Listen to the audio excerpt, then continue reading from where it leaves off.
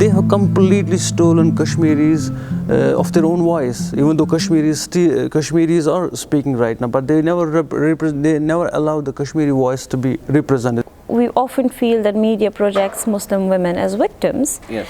and therefore if you consider a particular social group as victims, you are automatically going to represent them as victims. Yeah. Institutions can also seek out actively Kashmiri scholars, Kashmiri women writers, Kashmiri women activists, and offer them positions where they can represent the cause, I think.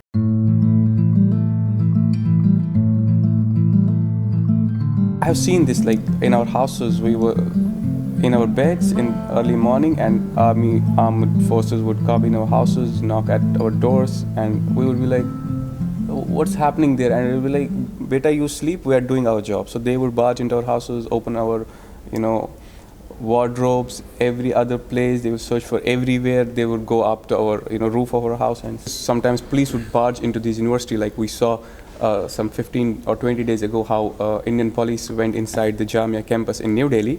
That we have witnessed years ago in Kashmir. But I remember when I was in university around 2010, Yes. situations were like, there were off days every day, so you couldn't go to school, so you had to depend on yourself. So when I say that who is mediating the relationship between an individual and the society, it is that I had to take into consideration my own study. I had to take the responsibility of my own self. Right. If I wanted to study, I had to do self-study. I had to do research around and find my own sources. I couldn't speak to teachers. I couldn't follow the syllabus that we are giving. If there was any militant who got killed by armed forces, then there would be a spree of violence throughout Kashmir.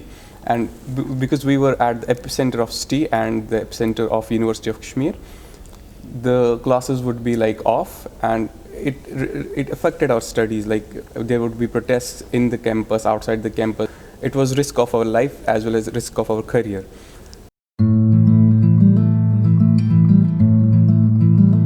So we should stop glorifying the death. And we have seen, it's not a normal death. We see that there's a house, a militant is trapped, and that's blown up.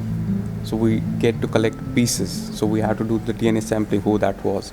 So that spree of violence should stop. And if we have to get to our destination, to our freedom, we have to go through parallel means. Kashmiris can politically mobilize. There are a lot of, I think, for communities who have been through so much oppression, they have to thrive out of their pain. So if you have seen so much pain, what will you do? You channelize your pain. And I think one of the ways of channelizing your pain can be artwork. That is why education is very necessary. Agreed. Because education is necessary to understand the complexities of Kashmiri society inside and understand the Kashmir within the whole region and within the whole world. So you have got to have visionary artists who understand all these complexities, because the matter is here, it's about survival. It's not about thriving, it's not about your pride, national pride. And for now, the situation is such in Kashmir that you have got to survive first, because there is a force out there to erase you, literally to... I just want to say that nothing is promised to us. Nothing was given to us in writing. Nobody ever said that our rights would be protected. Although it's hurtful, the kind of situation where we have arrived, the kind of hopelessness and dehumanization that we are facing.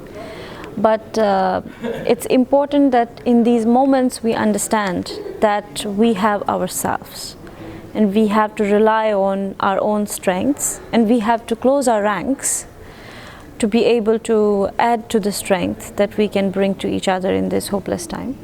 And I'm sure that in these times we are very capable of planting the seeds of freedom.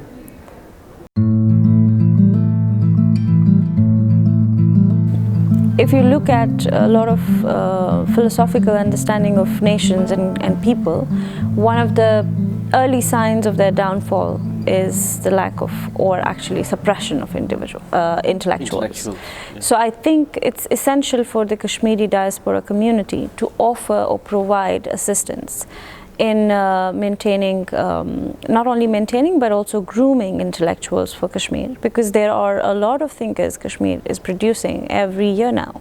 Yes. Kashmiris on both sides of the divide do not necessarily understand or identify with each other's struggle, obviously because there has been a gap of 60 to 70 years of disconnection between the two, where they know of each other but not necessarily know each other. And I think diaspora must play a fundamentally important role in bridging this gap, and what brings Kashmiris together is the common idea of Kashmir, and they must have engagements and actually political assertions for creating this kind of community abroad.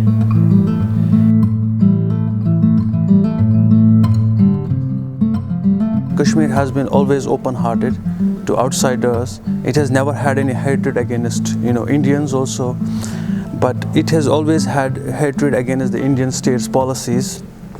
Okay, so Kashmiris have registered those policies, and we always wanted to convey our truth to the Indian masses, because India is they have huge population. We always wanted to have dialogue with them, but unfortunately it seems like they're already drawn to the narratives of their own state. But now in a huge majority of Indian community, they are ready to listen to the stories of Kashmir, and we are very happy about it. Hopefully in future, inshallah, this attempt will continue. So, my friend, we are so precious the conversation that we've listened today. I hope you will share this conversation with your friends and your network. Kashmiri young people who are resisting to exist. This is what I took from this conversation. They are trying their best, filled with an environment where hatred is thrown upon them day in, day out through a military occupation of their land and their context. They are aspiring for non-violent resistance. What better hope could there be for a better world? Thank you.